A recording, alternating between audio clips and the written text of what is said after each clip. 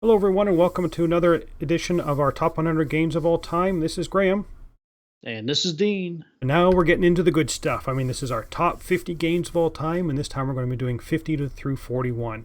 I mean, I think you can safely ignore Dean's, previous 50, as there was some crossover, but you know what? I think we know who the good list is. So I will tell you that we haven't seen each other's list. Dean sends me his list like a day or two before for the section we're going to be recording, so I don't know what's higher on his list. And we were saying at the beginning of, as we're recording this, before we started our 101, we're trying to figure out how many crossovers there are going to be. So I think I guessed 20 to 25. I think that was my guess. Right. So Dean has guessed more than that. I think he was saying it's about 30 that he thinks are going to be crossover. Yeah, I think so. It still means you're going to get like a good 160 games out of us. Maybe not the full 200 games, but we'll see. I think right now we're already getting really close to my 20 to 25. So we'll see as the numbers goes on. But like I said, we are doing our 50 through 41. And as usual, Dean's going to go first, and I'm going to give my second one. So Dean, why don't you start with your number 50? All right, my number 50. I think last time we talked briefly, I think I had my first Uwe Rosenberg with Caverna. I think that was my first one. But so here it is. Here's my second Uwe Rosenberg. My number 50 is a little Euro game. It's fast paced. It is a condensed down version of almost anything else that he's made, and that is Glass Road. Glass Road, published in 2013 by Mayfair or Lookout Games, I guess now. I think it's still being published. It's probably under Lookout. But this is all about glass making in I think it's in Bavaria, and not stained glass. I mean, I know that's cool now to do stained glass games. This is about actually making glass, which I guess for houses or bottles or whatever. Not specifically stained glass, but it doesn't matter because this game is probably over before you even really notice it. It is you can play it solo, but it mainly plays 2 to 4 players, and it is a tile placement action selection style game with set collection in it. Obviously, if it's a Euro game, it's going to have set collection in it, and also some card drafting and hand management. The kind of the cool thing about this game, there's two things. There's a resource. There's like 2 resource dials. I wouldn't really call them wheels, but you have your different resources on these 2 different dials. And as you are manipulating this dial, you're rotating it. It is decreasing amounts of some of the resources while increasing the amounts of other resources on the other half of the dial. And it's probably the most difficult thing to wrap your head around the first time you play it or second time you play it even, but it really is. I mean, it's an extremely important part of that game as to how you handle your resource dials. Because wait, there's just one resource, or well, there's 2, but it's for everybody, correct? Or is it each individual person? I'm trying to think. No, It's been a while. it's the resource one is in the middle of the table, and the Yeah. arm swings around, and there's stuff that's behind it or ahead of it. Yes. And depending on how far it is away from the hand is how expensive it is. Right, but then it also decrease the quantity, or is it just the price? I've only played it one time. I know Trying it's to the think. price, but I can't remember about the quantity where that one's. Yeah. Anyways, sorry, but that's one aspect of it. The other aspect that is that's really interesting about this game is the card play, because everybody's going to get. I want to say everyone starts with the same 10 cards, and on your turn, you're going to choose to play 5 of those cards, and each card is going to have 2 different actions or two different things that you can do on it. If you play a card and nobody else plays the same card out of their hand, then you get to do both the actions. If more than one person plays the card, then you basically you can only do the one action. So you're just basically playing it for a reduced amount. It's really kind of cool because you were sitting there during the game. You're like, okay, I need to play this one, but looking at what they have, are they going to play this, or will I get to use both actions? Or if someone else plays it first, then I'm going to kind of piggyback on what they're doing. It's really kind of cool because I don't know. I really enjoy the game. I haven't played it a ton, but the times I have played it, I enjoy it. And I think I enjoy it just not because of the mechanisms, but because it plays fast. I mean, it's going to play 60 minutes. Um, Definitely no more than an hour and a half. And it is a quick playing game, and it's not a super heavy game. I mean, it's a probably a medium weight Euro game, but it's a lot of fun, and it's by Rosenberg, so that's another plus. But that's my number 50, Glass Road by Uwe Rosenberg. Yeah, I've only played Glass Road with you when we played it down at one of the MogCons, and I actually came back and bought a copy as soon as I came home because I figured that Lella would like it. Lella is one of her other hobbies is stained glass making. So I figured that she might get a kick out of the theme. I just haven't got to the table yet, but it's not on my top 100 games of all time just because I haven't played it enough to really figure out where it is. But I did enjoy my play of it. So, good choice. So my number 50 is a kind of a classic, maybe a comfort game for me. It's a game that I have all the expansions for. I've got the 10th anniversary, the 15th anniversary big box edition of it, and it is Ticket to Ride. And I said specifically Ticket to Ride Europe. That's my favorite one of the Ticket to Ride group. But yes, I have all the expansions for it. I have Marklin, got the big, I think it was the 10th anniversary one, the big black box. I think it was 10, yeah. Yeah. This is a game that I've had since early on in my board gaming kind of life, and this is also usually one of the games I will use to introduce other people. I just introduced my brother-in-law to kind of board gaming, and we played Ticket to Ride Europe. It's nice. It's simple. I introduced this to my parents. It's worked well every time because you do one thing on your turn. Either pick up cards, play cards, or take destination tickets. That's it. It's just easy to comprehend. Everybody understands making a connection between cities that they know. Like, it isn't some abstract space thing. It's like, oh, I'm going from Berlin to London. That makes sense to a lot of people because they know about the major cities in Europe. Yeah, so this is my number 50, Ticket to Ride. In my particular case, my favorite one is the Europe. That's a good choice. I play a ton of Ticket to Ride online just against a computer. But man, I've spent a lot of hours playing that in a hotel room over the years. So that is a solid choice. All right, my number 49 is a tiny little game. It is a card game. It's a two-player trick-taking game, and that is Fox in the Forest. Fox in the Forest, put out by Renegade Games, came out a couple years ago and kind of flew under the radar for a little while. But I think it's had a new implementation, like Fox in the Forest Duet. Yes. I think it is. Yep. And I haven't played that one, but to get a good two-player trick-taking game is extremely difficult to pull off, and this game does it very well.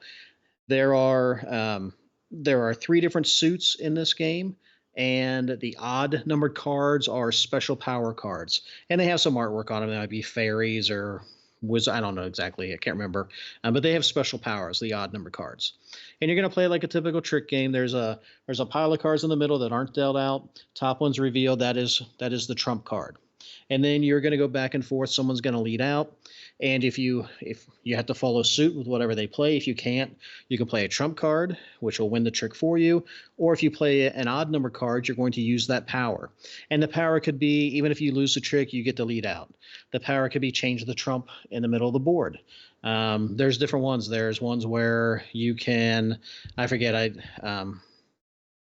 there's another one off the top of my head. I'm trying to think what the heck was it? It was you can force your opponent to play the highest card that is in their hand that follows suit. So it kind of pulls some of the cards out. It's just a cool little trick-taking game. The other twist on this is it's not a game where you want to win every trick. You're going to score based off the number of tricks that you win. So there's 13 tricks that you're going to play in a game and run around. And if you win all of the tricks, or if you win 10 or more of the tricks, you're not going to get any points at all. If you only win 0 to 3, you're going to get 6 points. If you only win 7 to 9, you're going to get 6 points. And then 4, 5, and 6 is going to give you some combination of, I think, 2, 3, or 4 points. So you never want to win all the tricks. And while you're playing this game, at first, you're trying to win tricks. You're like, okay, oh, darn it, I lost. Oh, I lost. Then you start thinking, maybe I could lose them all. Maybe I could only win one trick. And it's always funny. So as you start to subtly lose tricks, then it clicks in your opponent's mind, oh crap, I'm gonna win more than 9 tricks, aren't I? And they're not gonna get any points. So it's a fun game. You usually play to a point total, I think, of 21 in this game. You can play less to 16 if you want a faster game, but it still plays pretty fast no matter what. I just have always enjoyed it. It's such an easy game to teach, and it's fun because of the special powers, and it's fun because of the scoring mechanism in this game. But that is my number 49, Fox in the Forest, Renegade Games. Yeah, this is one that, and this is another one that Dean introduced me to when we were Grand Con, or one of the cons we went to, and he said, "Oh, Mm-hmm. have you played the Fox in the Forest?" And we sat down and played it.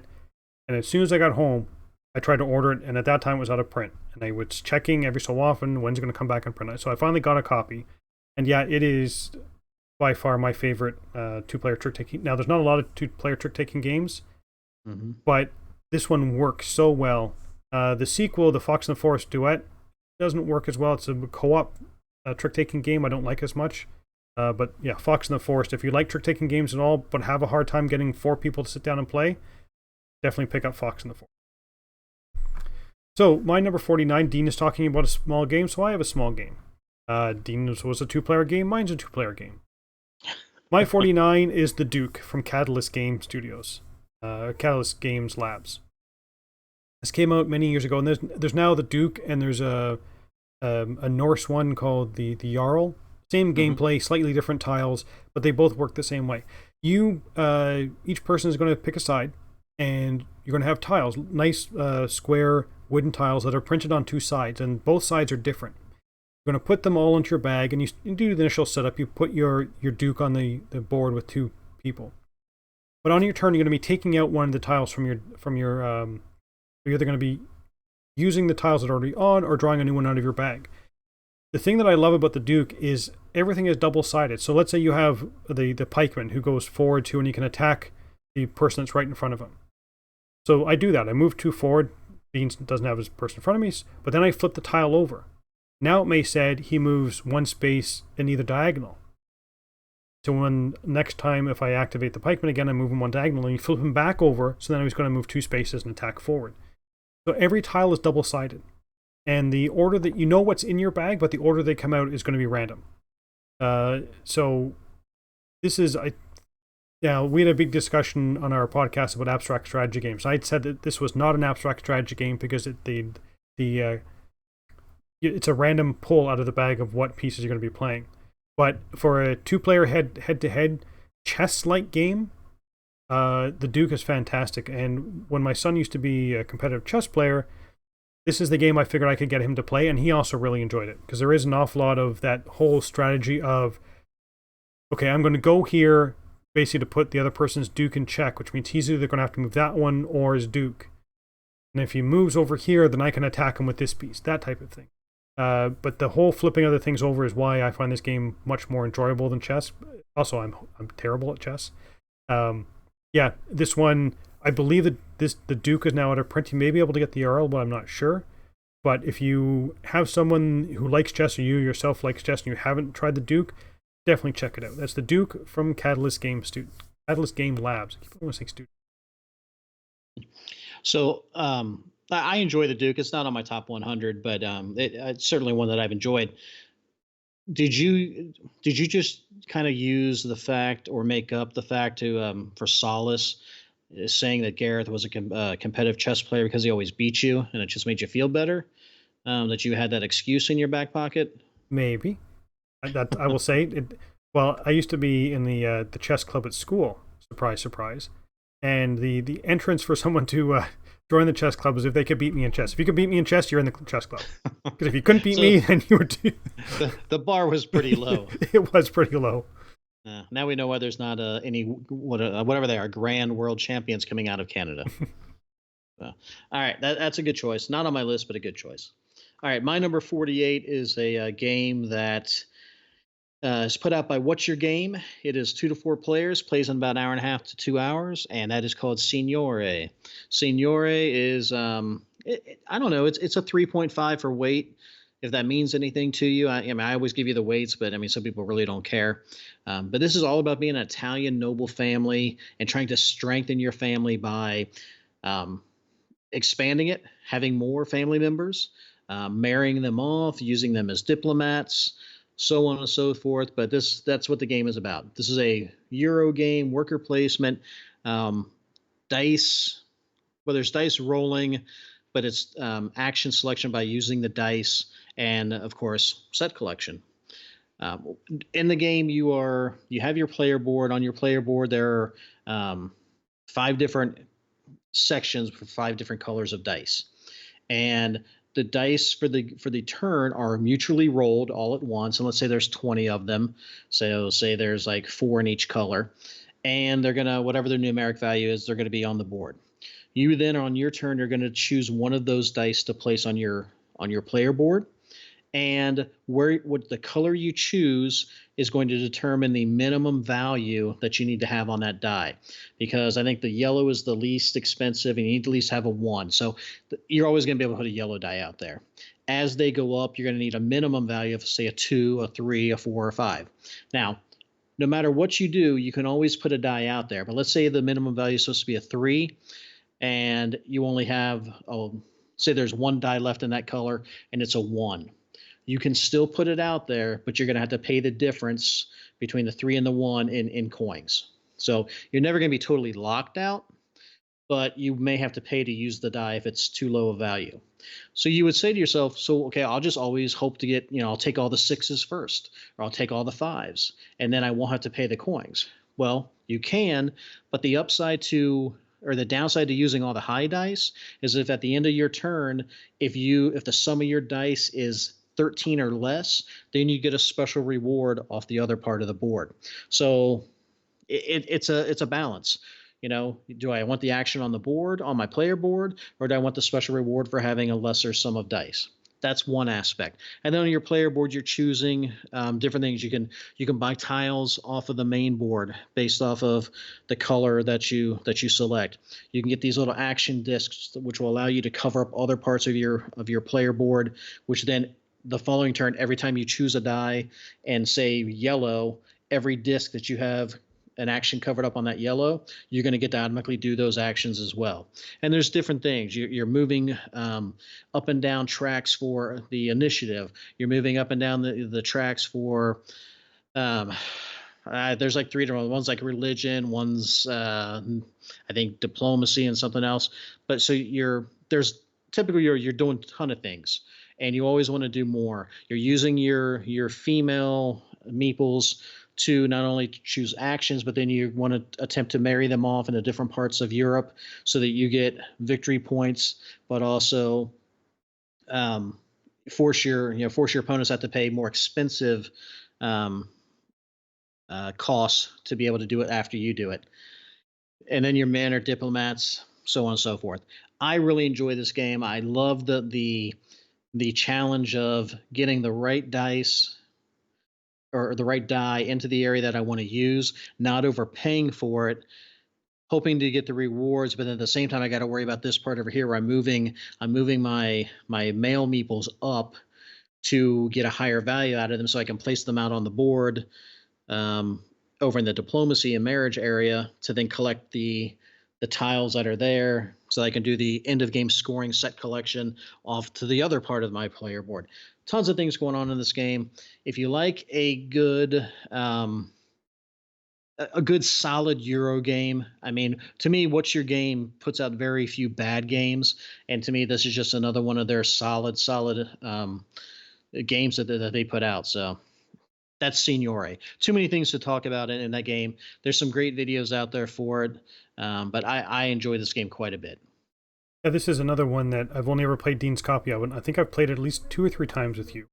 It comes out fairly regularly because I also enjoy it, but again, it's not on my top 100 games because I play it like I only see Dean like once, twice a year. So I've played it 2 times over 2.5 years. That as much as I like it, it's like do I like it enough to put it on my top 100 games? Am I going to enjoy it after 5-10 plays? I'm not sure. Good solid game though, one that all the plays I've had I've enjoyed. It's just not on my list. I thought you had a copy of this. I thought you found one. No, because it's now out of print. I have quite a few other What's Your Game games, just not Signore. Yeah, because I think when they just did their most recent Kickstarter, they reprinted Was it Zango they Yes. reprinted? Yeah. Yeah. So my number 48 may surprise you because when I first played this game many, many years ago, I didn't actually like it. But I have played this, I want to say, 8 times in the last 6 months. Hmm. And it's turning out to be a game that Lella really enjoys. And we just actually sat down to play a game after dinner. I said, "Do you want to play Ticket to Ride?" She goes, "No, I want to play Terra Mystica." So Terra Mystica is my 48. This is a game, if you haven't played Terra Mystica before, you can now play it in space called the Gaia Project. But it is a game where everybody takes a race. Each race has a special ability. None of them are overly game breaking, but each race does work slightly different. And you are placing out, you start off with 2 buildings on the board, and each hex on the board is a different territory. And you'll see from the cover that I have up here, you can see that there are 7 different land types. And your people can only go on the land type that's native to them. So if you're the miners, you can only go on, let's say, mountains. And you have to, if you want to move to someplace that's not a mountain, you have to terraform it. And it's going to cost workers. So you're going to be getting workers, and the more low-level buildings you get out, the more workers you get on each round. But you can upgrade those kind of base buildings into specialty buildings, like trading houses or monasteries or fortresses or cathedrals or something like that. So if I want to upgrade my house to a trading house, which is always the first step, I have to take the house and put it back on my board, which means I'm now getting less workers because I'm covering that back up. But I'm putting a trading house, and the trading house will give me coins each round. And if I replace the trading house with a fortress, yes, I unlock the fortress special ability, but now I've covered up the trading house, which means I'm no longer getting that money. So again, it's this whole push and pull of, you want to get workers, you want to have money, you want your special abilities, but you can't do everything at once. And there's only 6 rounds to the game. 6 rounds, 7 rounds? I think it's 6 rounds. Only 6 rounds to the game. And you could be done a round after just doing 2 or 3 moves. That's it. So having to plan of what you want to get out, you can get the special abilities. And there's also going to be 4 different tracks, elements tracks, like there's a red, white, blue, and brown. And you're going to be using priests to manipulate your step on there. And there's this whole magic thing that you've got 3 magic bowls. You're moving magic around there. When they're in the 3rd bowl, you can spend it to either get more money or more workers or get a priest. And then at the end of the game, you're going to be looking at who is the top on all the 4 element tracks, and they're going to get so many points, and who has the largest city on the board. And of course, during the game, you also want to be creating your own cities, because that will get you points as well. But it is such a tight game that you need to be looking at what I want to be doing in round 2 or 3. Because with only 6 rounds, you need to start planning, like pre-planning. And that comes right from as soon as you pick your faction. As soon as you pick your faction, and you kind of see what their special ability is. Oh, this person gives me extra priests, for example. So then you kind of tailor your strategy to what can you use priests for. I'm enjoying it more and more every time I played it. I played it a bunch. In the last 6 months, I've played it so much in the last 6 months that the previous 4 years that I've had this game, it's like I just got the game 6 months ago. I've also played it online. This one is really growing on me, and I can see why it is so highly ranked on Board Game Geek. And one that I dismissed before because my first play or two, I wasn't impressed with it. Now, maybe I've gotten old and wise in my old age, but I'm really, really enjoying Terra Mystica. So that is my number 48. Terra Mystica. Well, it's been out for a while, so it's like this is like your granddaddy's game. So you're just getting old and wise. It really kind of irritates me because I'm sitting here staring at my computer screen. I can see the icon for the menu shortcut for Terra Mystica that I downloaded, and I just have not been able to get it to play. Well, it plays, but it's been freezing up in the tutorial, and I really want to play the game because you've been talking about it so much, but I don't know. Right now, it's just not going to happen. But I would look forward to playing it, but alas, I cannot. So, all right, my number 47. Moving on is a game that actually Graeme talked about already this episode, and that is Ticket to Ride. Ticket to Ride, a classic, a Days of Wonder production, 2 to 5 players, got to play in an hour. It's just a great, solid game. I have probably played, I should have looked it up, but I can tell you I have played probably, I don't know, a couple hundred hours of this online over the course of, the last maybe 6, 7 years, however long the Steam version's been out, because it's so easy to sit there and play it in my hotel room. I like Ticket to Ride Europe as well. I have both of them. I just can say Ticket to Ride. I mean, you can call it the series or whatever. Ticket to Ride Europe is probably my favorite, but I still like the good old fashioned vanilla base game Ticket to Ride as well. Graham already talked about it. Set collection, route or track building, route building. Um, there's some interaction in it. I mean, there are times someone's going to steal some track that you want. There are times that you may choose to purposely take a track someone else is going for, but your trains are limited, so you can't do that a whole lot. Maybe at the end of the game you can, but there's some push your luck. Do I take that extra route card? I don't know how many trains does Graham have left. Jesus, I don't. I mean, is he what's he's going what is he going for? So it's a cool little game. Always enjoy it.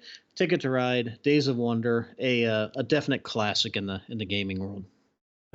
What can I say? It's a good choice. So my number 47 is a game which is just being reprinted, which is good because it was out of print for the longest time. That is a game called Firenze. Quinn had just republished it. I have the original version. I can't remember who did it originally. It is a good, solid kind of introductory game.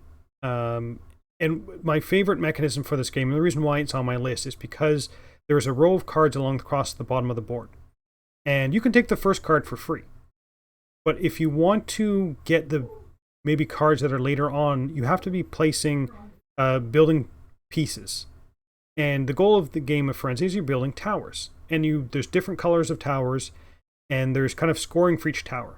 A tower of height 3 is going to get you this many points, and 5 is going to be that many points, and 7 is going to be that many points.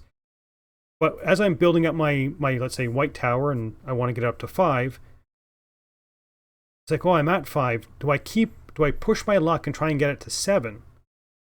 Or do I claim it now? Because I can see, Dean's got 4 out of the 5, and I've already got 5, so I'd leave the 5 for him, or do I take that and kind of force him to go up to 7?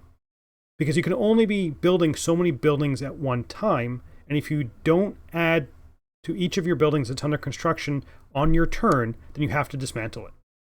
So if I see that there are no white bricks for Dean to take or for myself to take, I might say, I'm going to claim the 5 because I can't continue to build my tower. But all that is based on the row of cards that if I don't want the first card, I have to be placing these building pieces that are kind of in my supply to get to the one I want. You think, well, why would you want to do that? Well, some of them are things like, there's a fire in the district, lose all your under construction buildings. Well, no one's going to want that. So everybody's going to be putting a building piece on it to skip over it. But at some point, there's a lot of good, juicy pieces on that card that you may just want to take it and take the negative, but you're going to be getting a lot of pieces that you can now do a lot of stuff with. I love that mechanism. It works so well in Firenze, and the rest of the game is not overly complicated. It's just about building your towers to try and score them, or using the building pieces to bypass the cards you don't want, or get the card that you really, really want to get that round. Like the one that allows you to store more pieces, or you can skip around without having to build one of your buildings to hopefully make sure that you can get it larger later on. So this is a game, again, that I've had for a longest time. I'm very happy that it did come back in print, because I think that an awful lot of people talked about it, and when it first came out, it kind of flew under the radar, and then people realized what a good game it was. So it's nice to see it kind of back in print. That is my number 47, Firenze. I haven't played, but I know this was one of your very first podcasts that you did with Four Corners of the Board, wasn't Firenze? It had to be in the first couple of games. Yeah, it was very early on in my podcasting life. Yeah, I remember you talking about it. You've always talked highly of it. It was out of print. I never sought it out, and quite frankly, I didn't get the new version either. But I definitely want to try your version, because I think for me it'll be a good game, but it won't necessarily be one that I'll be able to get to the table, at least here locally. Right. So. All right, my number 46 is a 2-player game. It is by Cosmos, plays in about an hour. And I'd say it's a light medium weight game, and that is called Targi or Targi. I'm not sure how you pronounce it. Some people say Targi, but it is. So this is another set collection but grid movement style of game. 2 players only. And what you're going to do in this game is you're going to have a 5x5 grid set up on the table. There's going to be 16 cards going around the outside perimeter, and you have about 9 cards that make up the inner perimeter or the inner portion of the grid. Each player is going to take turns placing their meeples out on one of the perimeter cards. So you're going to have, I think it's 3 meeples each. You're going to place your meeple on one of the outside perimeter cards. Your opponent's going to place one of their meeples out there. The only rules is that you cannot ever place your meeple directly across from one of your own or one of your opponent's meeples. There's also a little gray neutral meeple out there called the robber, and the robber's going to move 1 space every turn around the perimeter. You can never place your meeple on the same spot as the robber. You can place it directly across from the robber, though. You are allowed to do that.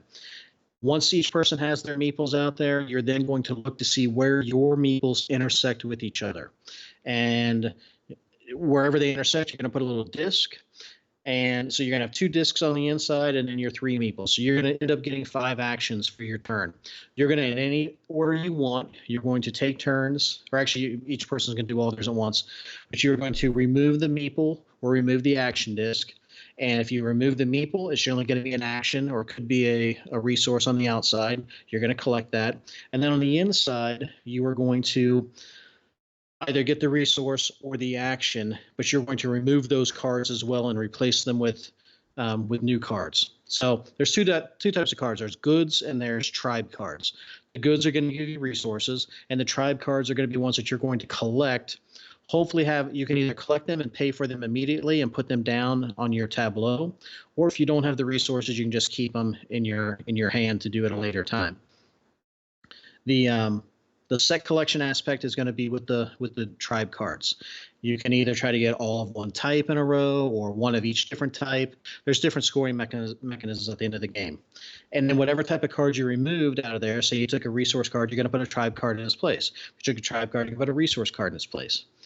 It's not a heavy game. The strategy in this game all comes down to where do I want to place my meeples, what action do I want on the outside, and where do I want to place my other meeple so that it intersects onto something that I really want on the inside.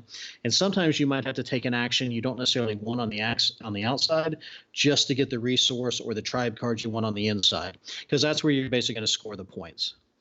Pretty simple game, but it's a lot of fun of trying to think, okay, I think Graeme might go here. Don't you put that there. I know that's where you're going. And there's a few ways to kind of manipulate that or block them out. But it's a pretty straight up simple little 2-player game. Plays fast. Always a good time. That is Targi by Cosmos.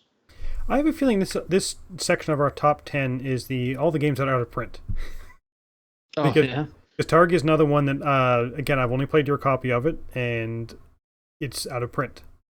Even though there's just an expansion that came out, but yeah, Targi is out of print. I do want to let our viewers know that although Dean's audio is coming through, his video is very choppy. So hopefully it will correct itself. But we can hear him. It's just he looks like he's stuck in the early '90s or the early days of video when they used to be like a size of a postcard and you got one frame every couple seconds. Sorry. No, we could hear you. It's just your video was choppy. It looks like you're better now. So Targi is, again, one that I've only played Dean's copy of. I really enjoyed it. Tried to get a copy for myself, but it's out of print. So, unfortunately, some of these Cosmo games doesn't matter how old they are. I did one, the very beginning of the top 100, the Babel. That's still in print. But Targi is much more recent, and it's no longer in print. So, hopefully they'll bring it back. So, I'm looking forward to the expansion. Yeah.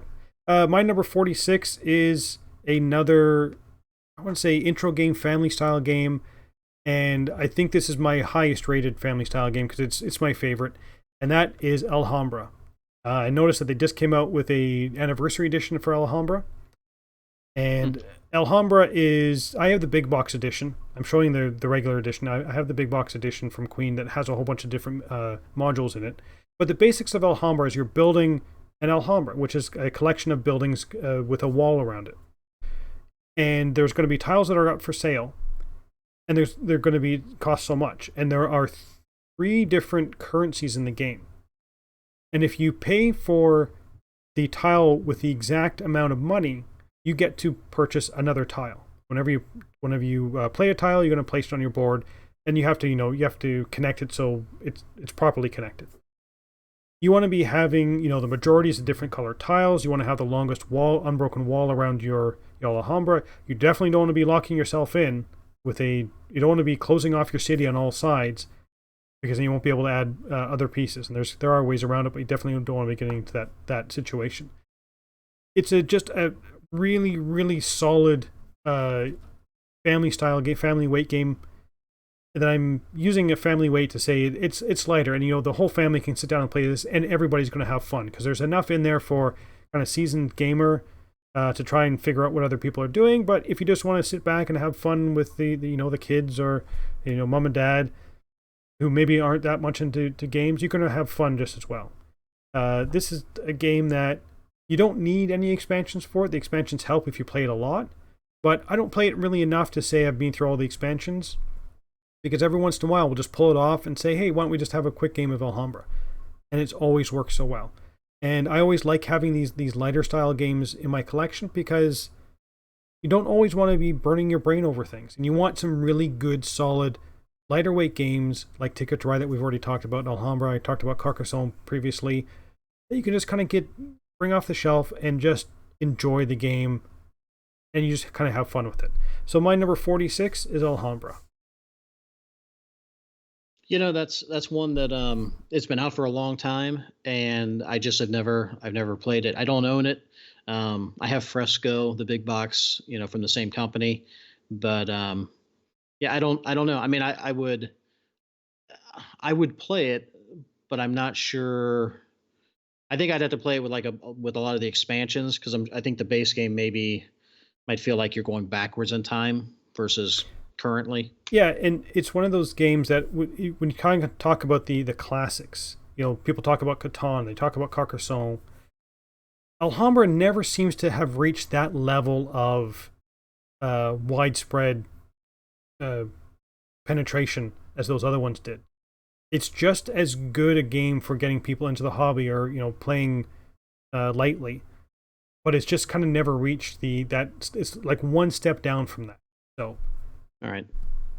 I still, as you can tell, it was my number 46, so this is a game that I still think very highly of. But maybe if I played it for the first time now, it maybe not have reached my top 100 games. But it's a game, again, that I've had for a long time, that I've played. I've been playing kind of regularly throughout the years. Every couple months, let's say every 6 months, it will probably hit the table. Okay. So it's kind of like one of my first ones I had out there in the first segment was Pay Dirt.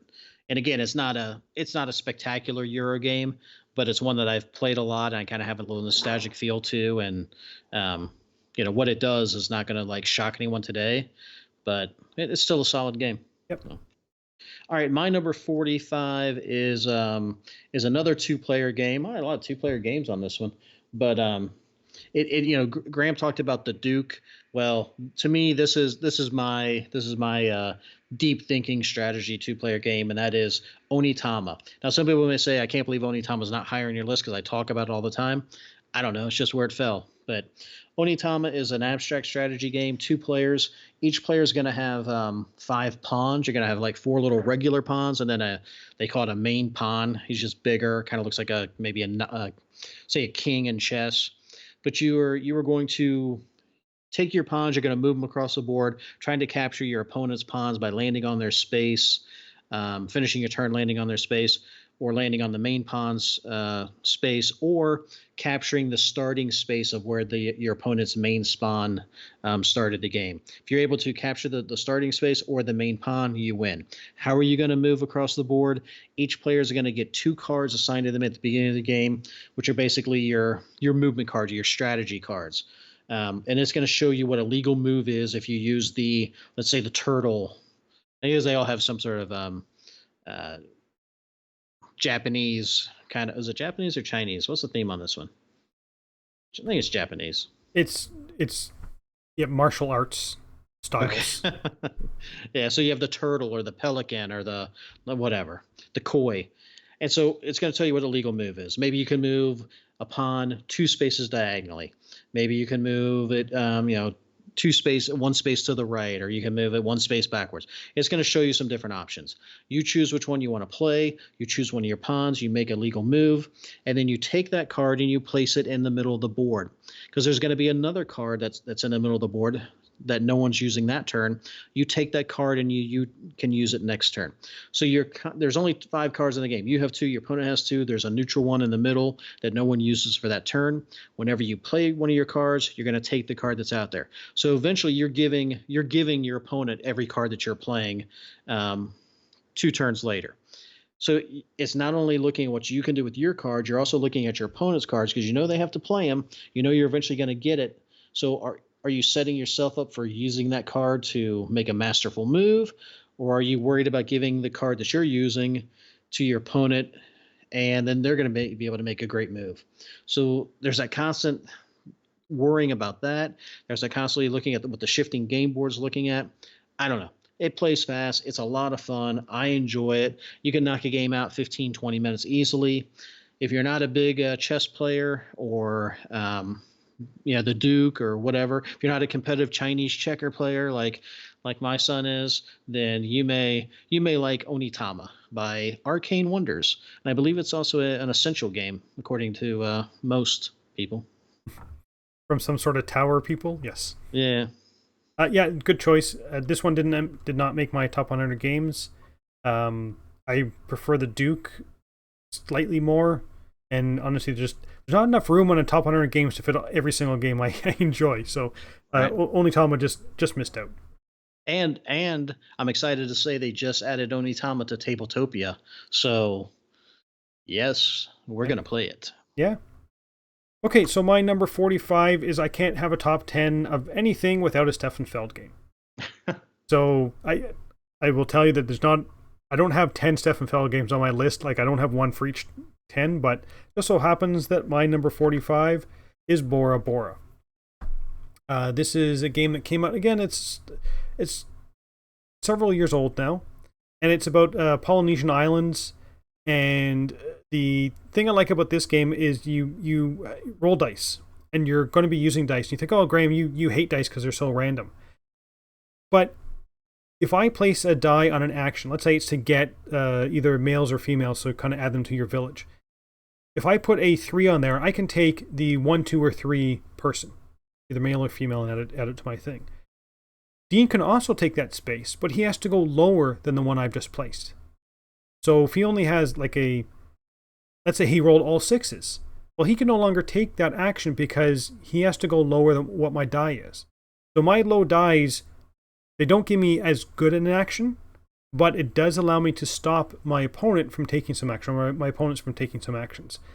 And you want to be getting the different things. You can get people, you can get actions. You're going to be placing out huts on the board, and at the end of the round, you're going to be trying to collect jewelry and basically buying jewelry, so you can kind of get sets for the end of game scoring there. There's a little priest track that you want to be moving up because at the end of each round, you're going to be seeing who's furthest on the priest track, and you're going to be getting bonuses for that. It's a whole lot of fun, and I don't think I've seen it in other. I'm sure it exists in other places, but maybe this is the first time I saw that mechanism of your low die rolls or what die you put on an action determines how powerful that action is. So again, if I place a 6 on it, again, if I go back to the people because it's the easiest one to explain, I can take the person that's in space 1 through 6. If I put a 2 on there, I can only take the person that's position 1 and 2. But if I only put a 2 on there, the only way Dean can take that action is to put a 1. I think you can put a 2 in there as well. I can't remember whether it's equal to or it has to be less than. But I will now limit the ability for other people to take actions by using my low dice. Sometimes it can backfire, but I really enjoy that. And you definitely have less options to choose when you're using a low die, but at least it gives you something to do the low dice have a little bit of power to them that the high dice don't. You put a 6 on there, but you've left it open for other, anybody else can probably put a die there. If I put a 1, too bad everybody else, you're not taking that action. So that's my main reason why I like Bora Bora. It's typical Feld. You want to be doing a whole bunch of stuff. You want to be getting your houses out to free up more spaces, so you can get more people, so you can get jewelry, so you can get the different areas on the board, so you can go fishing and kind of get the fish tokens. But it's that dice mechanism that really puts Bora Bora as my 45. Fantastic mechanism. I think this one's out of print too, right? Like I said, this is our top 10, except for Ticket to Ride. I think everything else I've mentioned is probably out of print. Yeah, That's yeah. not true, but it kind of feels that way when we're going through. It's going, oh yeah, this one's out of print, and this one's out of print, and oh, Dean's yours is out of print. It's funny. So, there's games that you talk about, say like a Catan or a Carcassonne, where if people say, "Oh, you haven't played Catan or Carcassonne," like, but they're, yeah, and they kind of look at you like you're weird. And then there's the Feld lovers who say, "You've never played Bora Bora." They can forgive Castles of Burgundy, but Bora Bora is considered I would say a real Feld game, but I won't make everyone mad. But definitely a little meatier Feld game. And this is one that I've never played. I don't own it, so You I haven't know played Bora Bora? I haven't. I don't own it. I can't find it. But every time one comes up for sale on an auction, it is gone like immediately. Yeah.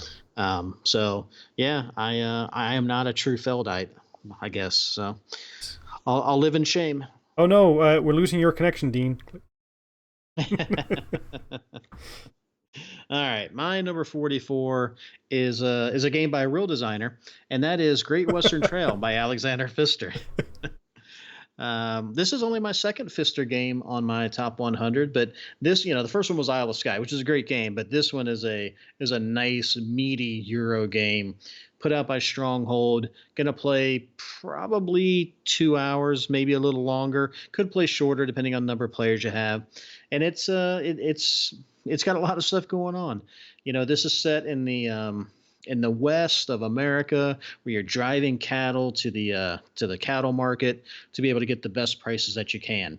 And that sounds simple, but it's not, because you're worried about the type of cows that you have. And so you have in this game, you have set collection, um, you definitely have hand management, because you're trying not to get the same sets of cow, or the same type of cow in your hand. That the more diverse your hand is, the more it's going to score, which is money. So you've got that. Um, you've got you're building buildings to put out on the board, which will benefit you, but also slow down your opponents, because they have to count those as spaces. When you start this game, it's a nice wide open board, and say you can move 3 spaces, where you're only counting the spaces that have tiles on them, or a pre-printed portion, or tiles that are put out randomly. But as the game progresses and people start building buildings, now I've got to count each one of those spaces as a basically as a spot. So it slows people down. You can only use the actions that are your building. So sometimes it's just pointless. Sometimes you have to pay to go past an opponent's building. Um, there's just so many ways to kind of slow down your opponents to your benefit. And say, there are different paths. Your opponent could say, you know what, I'm tired of getting slowed down by all your buildings. I'm tired of having to pay to go past your building. I'm going to take this other route. But that route is filled with hazards that they then have to try to get past these hazards. If they do, it could be good, because sometimes they can use them for bonuses and stuff. But there's that, and then it's all about getting your cattle to the depot, turning them in, and being able to move your train further down the track. Every time you can get to the depot and move your train down the track, you're going to remove action discs off of your player board. Every one you remove is going to unlock something better. It's going to increase your ability to move further. It's going to increase your ability to do tons of different things. So you might say, well, I'll just rush around the Great Western Trail as fast as I can, get to the depot, sell some cows, remove a disc. You can, but the the earlier depots that you're going to have to put these discs on as you remove them are not very good depots. Yes, they allow you to remove action discs, but as you place them on these depots, they're negative victory points, because they're so close to where you started. So I mean, you can do it. It may not be the best strategy. There's so much stuff going on. You're upgrading your workers, your engineers, your cowboys. Um, great Euro game. There's an expansion. I don't even have the expansion of this game, and I know that's probably shocking to you, Graham, but I never got a copy of it. I haven't played Great Western Trail in at least a year, but when it first came out, I mean, of course, it was a darling. I think let's say this and Terraforming Mars, I think came out at the same time. It did. And I remember that Stronghold booth at Origins that year, and man, it was both of them were great games. I This one was hot and heavy when it first came out. I think it's kind of cooled a little bit only because it probably only had the one expansion. But man, if you want a good solid Euro game with a lot of choices and not enough things, not enough time to do it, not enough resources to do it, all the things that we say make a great Euro game, check out Great Western Trail by Alexander Pfister and Stronghold Games. Yeah, this is a game that I'm surprised is actually this high on your low, whatever. I forget what terminology we decide to use. I'm surprised it's not closer to number one. I just don't get to play it that much. Okay. So, but I will say that as we've made these lists and I've kind of gone back and dug into them to jot some notes down, the great thing about doing a top 100 list, it makes you get excited about getting some games back to the table, and I can't wait to get Great Western Trail back. Such a Yeah, good game. it is. It's a really good, solid game. So my number 44 is a game that Dean, again, ModCon has introduced me to an awful lot of games I've come home to buy. This was I actually, wonder. I wonder who's caused each. Have I caused you to buy more games, or have you caused me to I, buy more?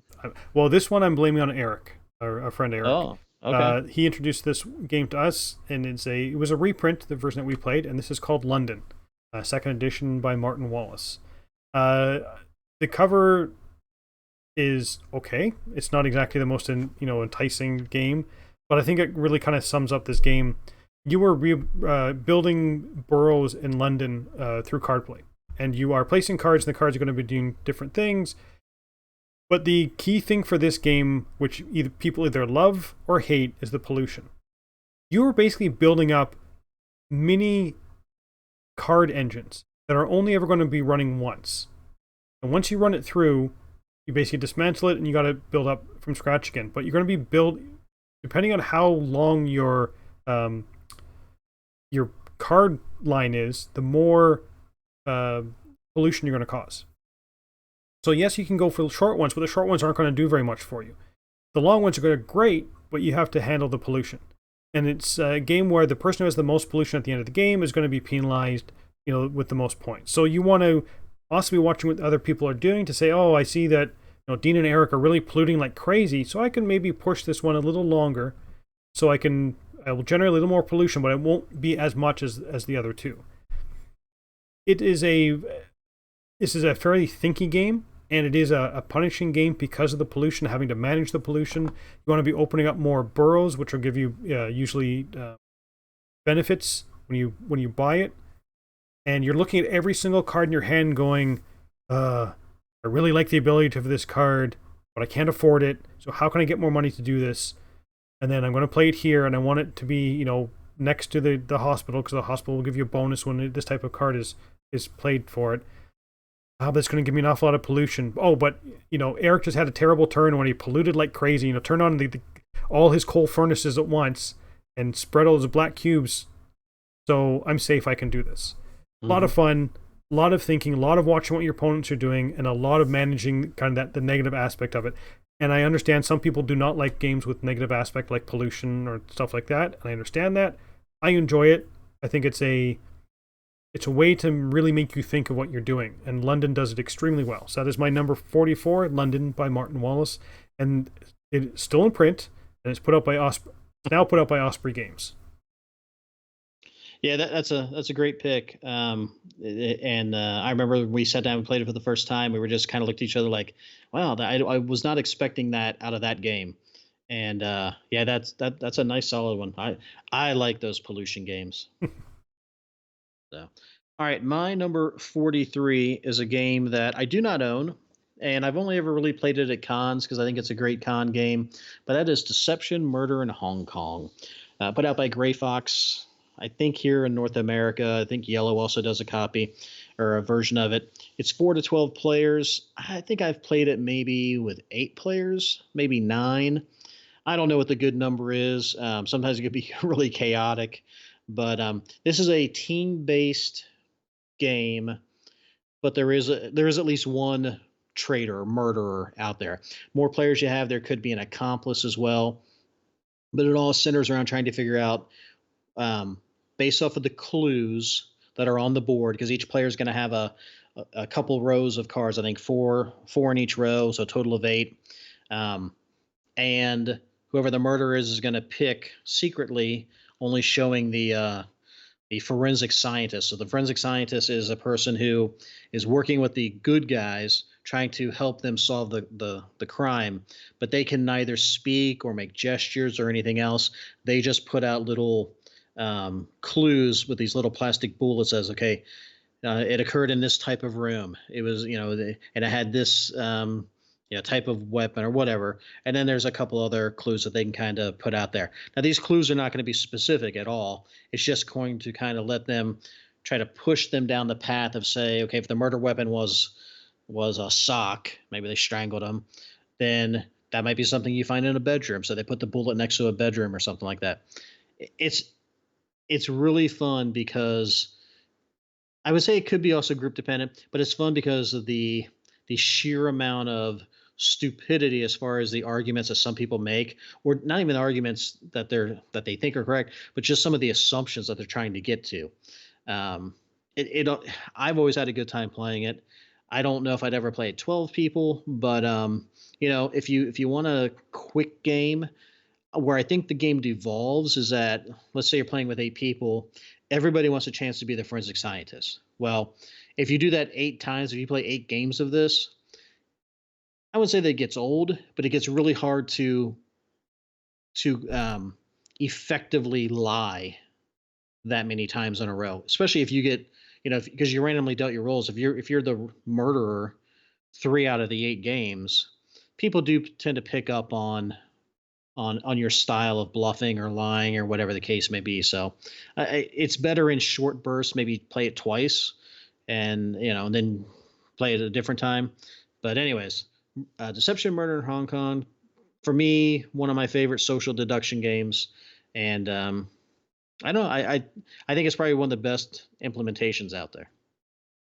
Yeah, this is a game. I know a lot of people really enjoy this game. I own a copy, and the first time I played it, we did exactly what you said. I think we played it with either 4 or 5 players, and Hmm. everybody wanted to be the forensic scientist.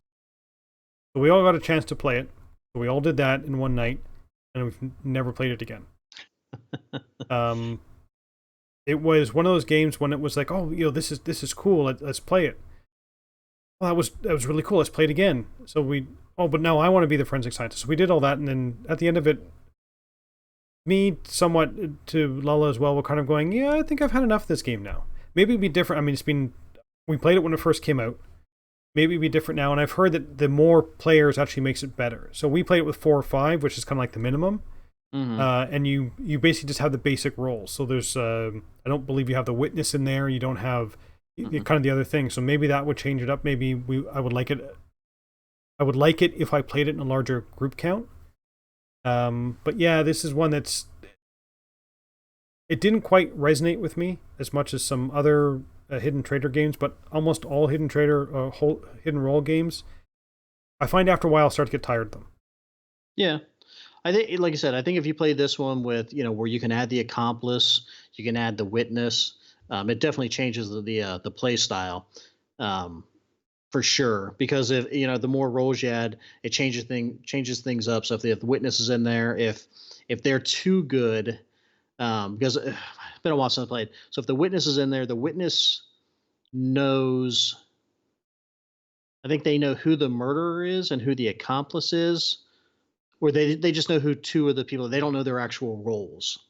So, but if they give away too much good information and the murderer can guess who the witness is, then the investigators lose. I think that's how it plays. And then of course the accomplice is there to kind of, they know who the murderer is, and they're just there to throw people off the, off the scent, that sort of thing. But yeah, I mean, again, it's not necessarily my forte of style of games to play, but the ones that are out there, like Two Rooms and a Boom, and I've enjoyed that one too. This one's just always played best for me. Right. Yeah. So my number 43 is, this game is on my list only because of how much fun I am in. I have in playing this game. And I think Dean and I mentioned this before, that this is our top 100 games of all time, that this is our favorite games. We're not saying these are great games. My number 43 is Lobotomy. And Lobotomy is a mess of a game. You need to be going to Board Game Geek and downloading the new rule set, the fixes.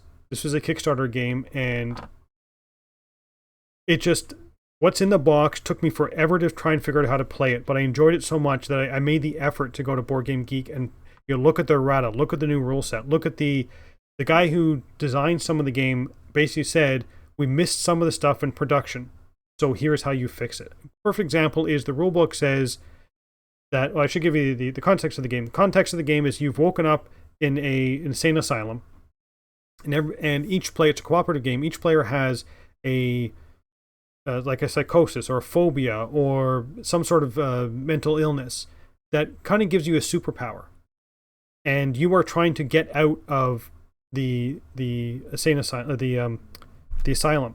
But the game is set up for scenario, so you're going to pick a scenario, and it could be like the evil clowns. Quite often they're based on kind of horror themes, like horror cliches, I should say.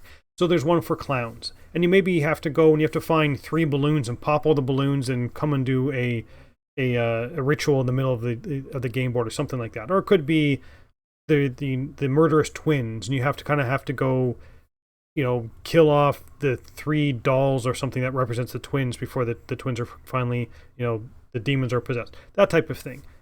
But there's this big warden who's the timer of the game, and he's going to be stomping around the table. There's going to be more things kind of pouring onto the table of, demon nurses and runners, people in straitjackets, and you never have enough time. You get overwhelmed, but it is a whole lot of fun as long as you're willing to put the effort in to read the rules and go to Board Game Geek to figure out what the rules actually should be and how this is going to work.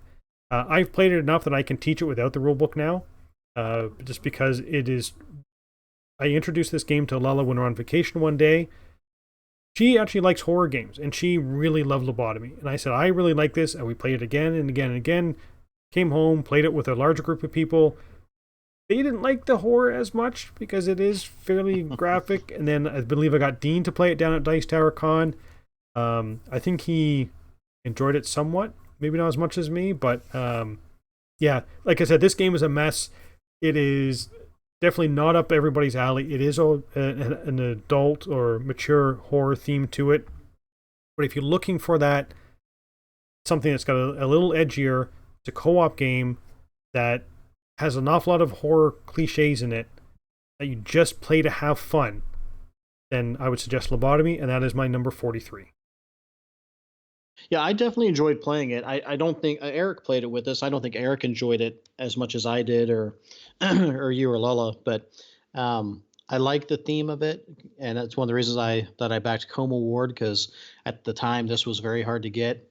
The only thing that I wish I would have been able to do more, and again, I only played it once, so I never really got a chance to collect any of the little tokens that revealed, I guess, the psychoses or Yeah. your dreams or whatever it was. Yeah, your memories. Yeah. I mean, I definitely want to play it again. I mean, I know you're not, listen, you're not sitting down to play this game to have to have like a super thinky style of game. This is kind of in the vein of even an Eldritch Horror, or a game like that, where it's designed to be a kind of an epic dice rolling. If we win, it's going to be barely that we're able to do it, and I'm okay with that. I picked up a copy actually at Dice Tower that year, and I think I got the expansion for it for a really good price. And I mean, I may never get to play it here, but it's such a niche game, and I think that I I think it's going to be very hard for someone else to make a style of game like this as good as this one is. as proven by Coma Ward. Yep, very, very true. So, good choice. I don't think it's on my list because I only played it the one time, but I mean, not that that necessarily matters, but yeah, I don't think it's on there. So, my number 42 is a game that I guarantee you will be on Graham's list because I know he loves this game. And that is a game that is put out by Plaid Hat Games or Asmodee. I'm not sure who actually retained the rights to that since they've split, but that is Dead of Winter. Dead of Winter, definitely Graham's style. It's a co-op potential traitor or betrayer in the midst where it's got player well, I don't know if it has player elimination. I think it does. But you have your overall community goal, and then everybody has their own individual goals. So is it a co-op? Is it a semi-co-op? No. I don't know. But I enjoy this game, and I enjoy it for a few different reasons. If you've heard any of the podcasts, you know this is a game that my son and his friends and we have played. We played at conventions, we played at Boy Scout gatherings, um, so it has some nostalgia. And I enjoy not only playing the game, but I enjoy running this game for him and his friends because the sheer amount of I'd say backstabbing, but paranoia that they have as to who the betrayer might be. And there were times when I would specifically put a betrayer in there so they would have one because that's what they liked. And then there were times where they thought I did that and I didn't put any betrayer in the secret roles. And all of them were supposed to be normal, good people helping the community. But the fact that they thought there was one in there was just as fun for me to see how the paranoia set in as they were playing the game, and some of the crises were not succeeding. So if you, I mean, it has zombies in it. It's not really a zombie game, and this is all about trying to um, stop crises that are going to hurt the community by contributing stuff into it. Think like a Battlestar Galactica. You need to contribute stuff into the pile. And the current crises might be we need, four medicine cards. People are going to put stuff into the pile. Are they helping? Are they not helping? Who knows? Are they the betrayer? Maybe. Or they could just be someone that has an individual goal that says at the end of the game they need to have this much medicine in their possession. Because you have the community goal where if it succeeds at the end of the game, technically it's a team win. And then individually, you have your personal goal where you get to individually win on top of the team win, I guess, if you meet it. It really depends on how you want to play. Some people could just play, we're just going for the team goal. Some take it to heart, say, no, I need to do the individual thing. But because of the individual goals, if you play it that way, if people perceive you as being selfish, they could think you're the betrayer. They could exile you. Lots of stuff going on in the game, some dice rolling in it. To me, this is the zombie side game that I like to play. Because in this game, potentially there is a betrayer, and everybody has their own certain goals they want to do. So you expect that. Zombie side, there's none of that, but every game kind of comes down to it. Because even though there aren't betrayers, even though there aren't individual goals, somebody always does something that is just to their benefit, leaving somebody else behind, taking the equipment that would have benefited the other person better than it does them. So to me, I like Dead of Winter 100% better than Zombicide. But that is my number, 42? 40, 42. Yeah, 42, Dead of Winter, Plaid Hat Games. So I've never actually played Dead of Winter. Ah. I've only ever played one semi-co-op game, which ended up in complete party kill and our ship going down in flames. Because I just don't like the idea that the game is forcing you to look like a traitor. And, you talked about Zombicide, which is supposed to be a pure co-op, everybody's working together, so you should be sharing the guns, but I understand that some people do like to have, the best thing all the time. But in Dead of Winter, again, I haven't played it. This is coming from hearing people talk about it. You look at it and think, you need to have 4 medicine cards there. Well, if my personal goal is to have the most medicine cards at the end of the game, well, I don't want to give you my medicine card. I'm not the traitor, but my personal goal to allow me to win says I need to have the most medicine cards. So why would I contribute to you? yes, the whole party wins, but I personally lose. That doesn't make any sense to me. So Right. if I can't win, why would I want the party to win? And it's, oh, Graeme, you're supposed to be thematic. You're supposed to be there for the team. It's like, no, I play game. If I'm going to play a competitive game and there's going to be a winner, then I want to win. If it's a truly co-op game, then I do want the team to win. Mixing the two, for me personally, I don't think it works. And I don't like games that kind of force you to act like a traitor when you're not. Is it forcing you to act like a traitor, or is it trying to get you to to succeed as an individual, but also as a team? I mean, I look at it as, I mean, like any team sport. Yes, you want the team to win. I didn't get to score 2 goals, but it's still a team victory. Or But yeah, in baseball, I mean, that's I have to lay down a bunt. yeah, That but that's part of being a team. that's fine, and I have no problem. That to me, that's a pure co-op game. If if Well, if the goal is to if the goal is for the team to win, that's a co-op game. If the goal is for me to win, then it's a competitive game. It's like with your sports analogy, it'd be almost like let's say there was a scout in the field and you want to get a scholarship or you want to be, playing Major League Baseball. If I have the option to score that 2 goals, I'm going to damn well take it so I get the scholarship and I get the thing. I don't care about the stupid team, bunch of useless team members. right, and that's the thing. It's one of those where I don't care.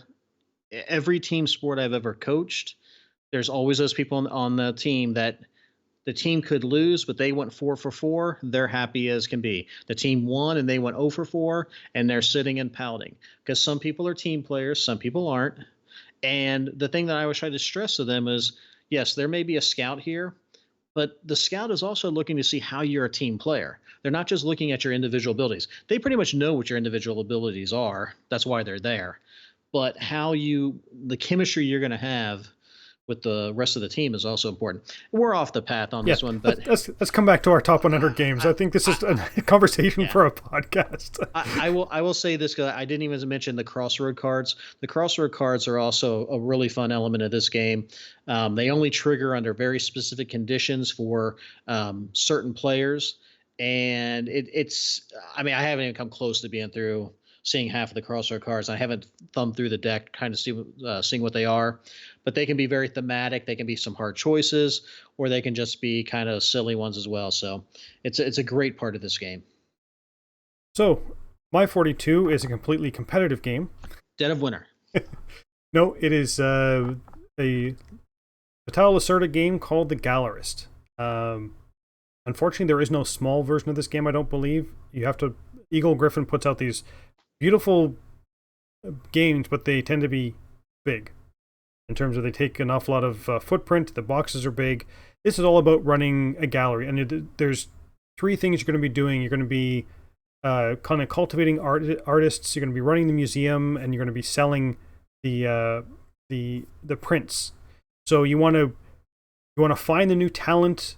You want to buy their early prints at a cheap price, and you want to build them up and make them really popular, and kind of getting people to kind of see their stuff and really want it, and then you turn around and sell it. It's got an interesting mechanism for the worker placement as well. If I take a worker place, someone else can go to the same spot, and I get kind of pushed down to the secondary one. Or after I take the spot, you move down to the secondary one. If someone else takes a spot, you get a bonus for being kind of there first. But the whole idea of the kind of the art scene of, and it actually does it fairly well, even though this is a heavier Euro game.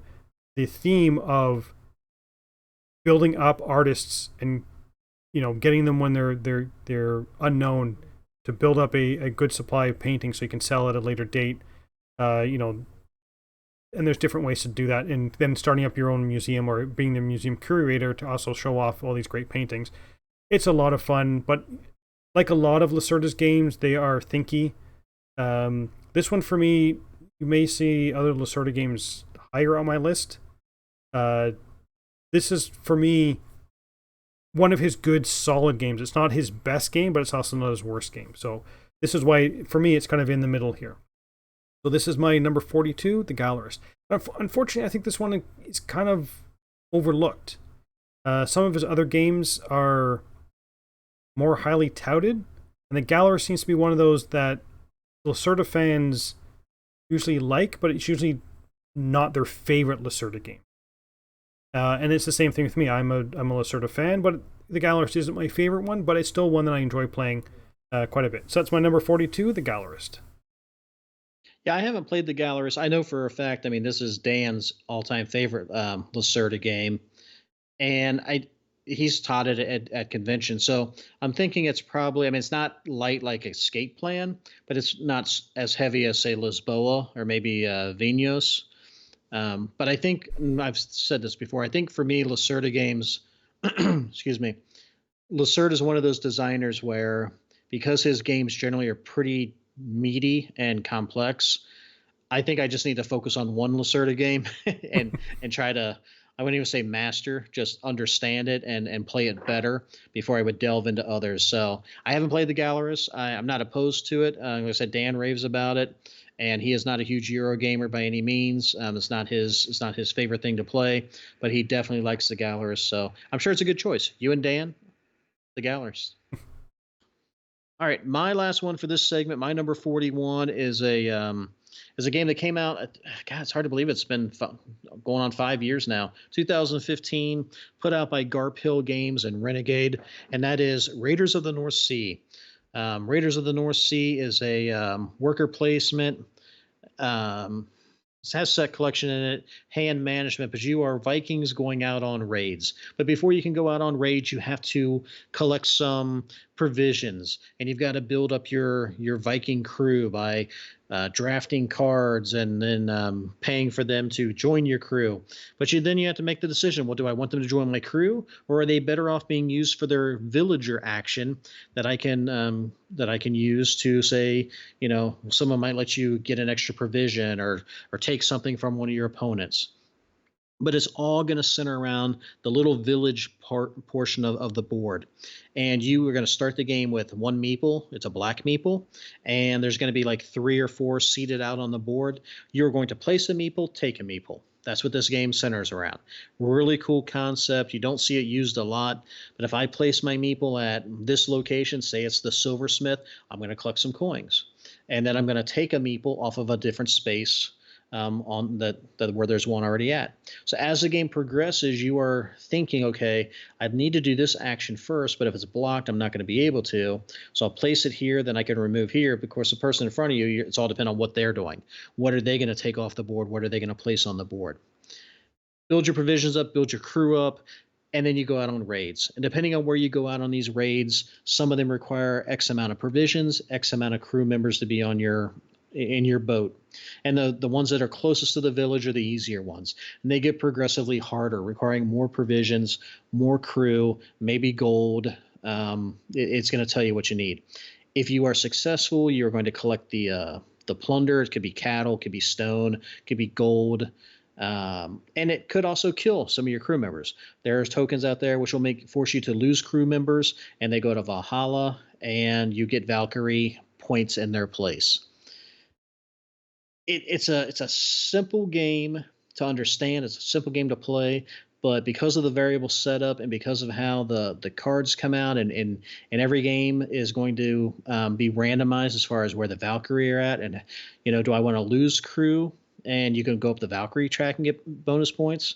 Do I want to increase my armor and get bonus points that way, which is also going to increase the strength of your crew? Because as you get up to the top of the board and you've got the fortresses, you're going to need, in order to score points for the raid, you're going to need a minimum of 20, 22, maybe 30 some odd points to get the most amount of victory points for that raid.